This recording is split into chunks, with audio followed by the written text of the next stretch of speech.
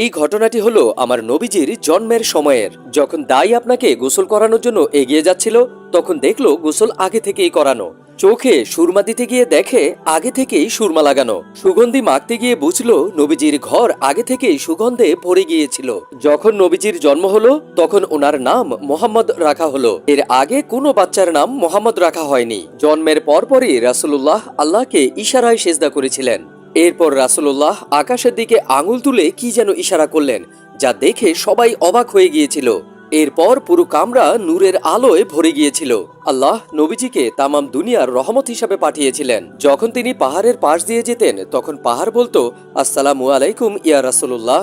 আর যখন তিনি সাগরের পাশ দিয়ে যেতেন তখন সাগরও বলতো, আসসালামু আলাইকুম ইয়া রাসূলুল্লাহ। আমি গর্বিত আমি আপনার উম্মত। আসুন আমরাও নবীজিকে কমেন্টের মাধ্যমে সালাম জানাই।